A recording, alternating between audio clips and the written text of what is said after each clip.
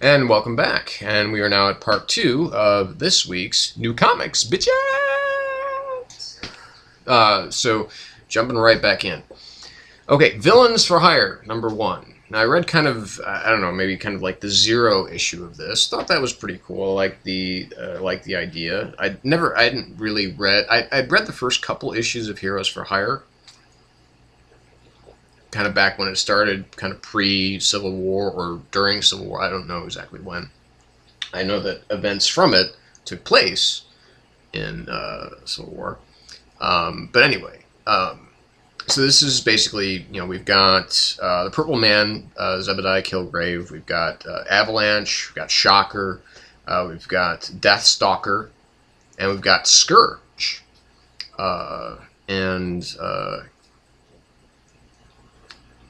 this woman called Headhunter, and they are they're trying to get something, but we don't really find out what it is at first, and then all of a sudden there's another team of villains. Led by Crossfire, Hawkeye's old enemy, and one of his one of his cohorts, Bombshell, and they're there with Tiger Shark and Nightshade. And if you're not familiar with all these villains, that's okay.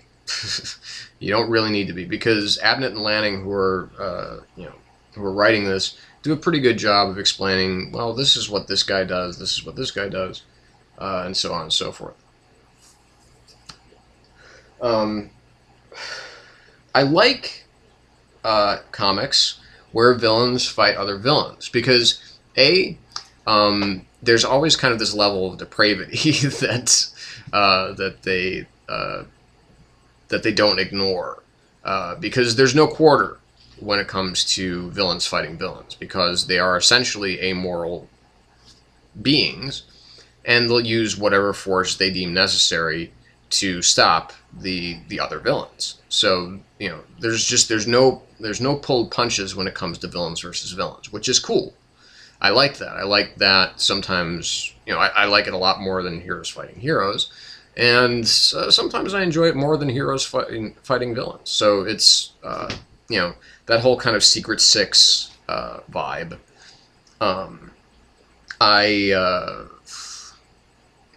That vibe, the vibe of Secret Six isn't present here, though, because it doesn't have that kind of joie de vivre that the characters in Secret Six had. And the characters here aren't kind of clearly as defined as they were in Secret Six.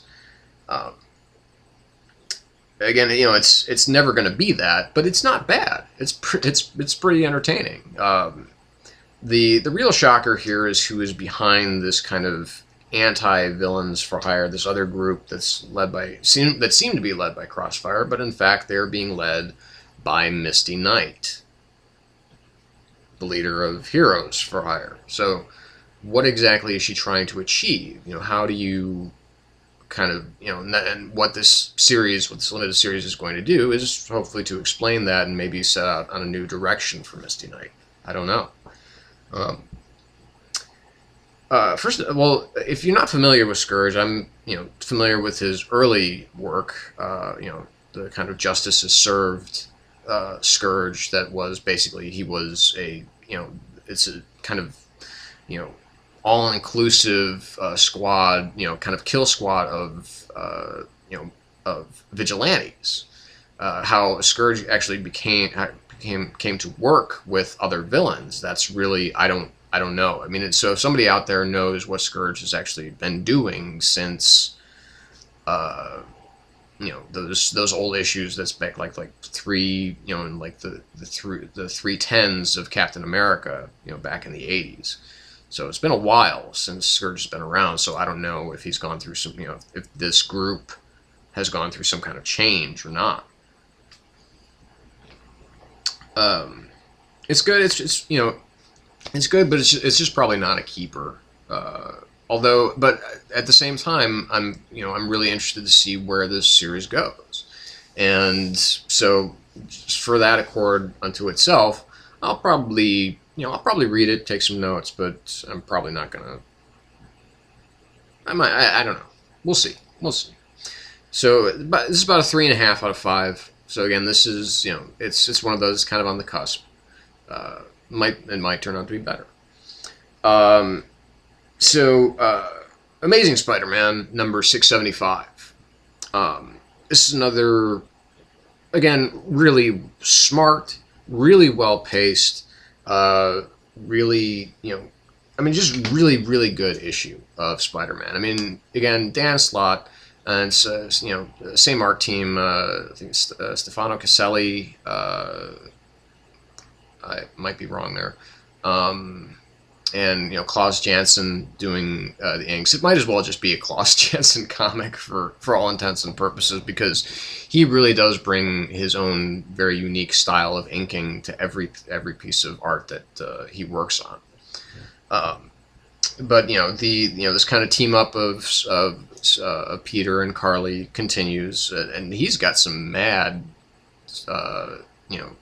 props. And I don't mean like as giving him props. I mean he's got some he's just got some mad actual like props in in all of the gadgets that he has now. That's really cool. I really enjoyed that. That he's become like his own Q with his job at Horizon Labs, and has been able to make all this like magnetic webbing and all this stuff, and ultimately this helps him to take down the Vulture and his sycophants. Ultimately what's really going on here is that it's another story. It's a good post Spider Island wrap up for a lot of the players that were involved, like Carly and MJ and of course Peter himself. Kind of needs to cleanse a little bit of Spider Island off of himself, and this I think was the right way to go about it. So there's not really much more to be said about this comic other than it's just really, really well done. 4 out of 5, easy. Because Dan Slott's he's an incredibly smart author. He really knows what he's doing when it comes to Spider-Man, and the fact that he's really that he's only working on this and not working on anything else, at least as far as I know, is is a testament to how committed he is to putting this book out on time every 2 weeks and making it terrific. So, okay, Jennifer Blood number 7. Who the fuck is Al Ewing? And where did Garth Ennis go? I don't know, but Al Ewing's actually not bad. He's pretty good. That was the first thing, it's like when I opened up this book and I'm like, wait, this is Garth Ennis's Jennifer Blood. What happened to Garth Ennis? That was really, it really concerned me. It scared me, quite honestly. It's like, okay, well this, now that the first arc is done, is it going to lose all of its punch? What's going to happen now? What's going to happen with this book? Thankfully, Al Ewing has a lot of the same sensibilities as far as notes of action and humor, and building suspense, and of course, giving us some really fucked up villains. And also just the idea that Jennifer's, well, she's not really getting a whole lot of sleep lately.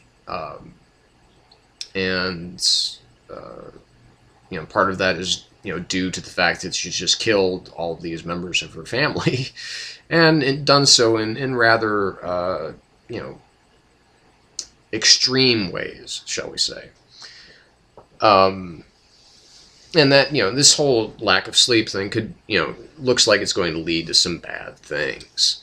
So we have an introduction of a new potential threat to Jennifer, the father of one of the ninjets that Jennifer so handily defeated in issue 4. he really wants to find out what's going on with the investigation into who killed his daughter. You know, he wants Jennifer Blood, and he has a particularly nasty Russian bodyguard working for him. Basically the kind of guy that will pistol whip and more or less kill somebody for 11 cents. Yeah, so, you know, but, you know, the book is still smart. It's still funny. You know, it's very well written. It's just not Garth, though. And that's where it does kind of, you know, it's certainly not going to lose me as a reader. Like I said, this is still, you know, still a very worthwhile book. It's, you know, a 3.5 to 4 out of 5. You know, just, it's good, you know, it's good stuff. It's a good read still. No complaints really on my end, other than the fact that I just miss Garth. Speaking of Garth, let's talk about The Boys, number 61. And we've got, you know, Huey having some problems with Annie again. You know, about to be in flagrante delicto, and suddenly, you know, Huey goes back to a dream that he had, and, you know, it just gets weird from there. And, you know, back to kind of when, you know, the first issue, you know, where we saw Huey and his poor girlfriend get, you know, torn off, you know, all this left was her arms, you know, as she was holding him by A-Train. And then we have MM, you know, still freaking out about, you know, his wife, you know, his ex-wife and his daughter doing mother-daughter porn. Then we have this kind of introduction to Team Titanic, where it has easily, you know, the funniest, the best designed, the best imagined character of all is the character of Muzzletov, who, you know, speaks, you know, who is basically the Zatanna of this team and speaks everything backwards, and it's just really funny. I mean, that's a good gag. And, you know, it has just that same kind of warped sense of humor that we've come to love about The Boys. The two suits from Vought American, they're damned interesting. I mean, it's an interesting pairing of these two. I like actually learning more about these characters, not just through the exposition of what they're constantly talking about, but how they seem to regard each other. And it's weird, but I'm actually have kind of a soft spot in my heart for these. You know, they're not psychopaths. They're just really, you know, they just don't really seem to give a damn about anything aside from their own agenda. Now, the super team that was introduced in the issue in issue 60, that had all of the really screwed up names, it looks like they're about to become some serious cannon fodder, because you know, these guys, you know, they pick the wrong people to fuck with. You know, because when you're fucking with the boys, they're not the guys you want to fuck with. But, you know, there's more intrigue here about, you know, kind of the Homelander's mental state and, you know, kind of what's going on back with the Seven, and, you know, just, you know, and some more issues with Huey not feeling comfortable with, you know, doing violence to other people, but, you know, he may be in a situation here again where he has no choice. And so we've got some good stuff going on in this issue. But however, this, again, and I've said this before, but about other comics, and I've probably said it before about this one, but this is one of the ones where it probably will work better in trade, because that's how I got the first several arcs, and that's probably what I'm going to start doing again. But you know, until then, this was a 3.5 out of 5. Still a good read, but just, again, distance. You know, just a distance issue. So we'll be back with more comic books to talk about. So stick around. I guarantee you'll enjoy it.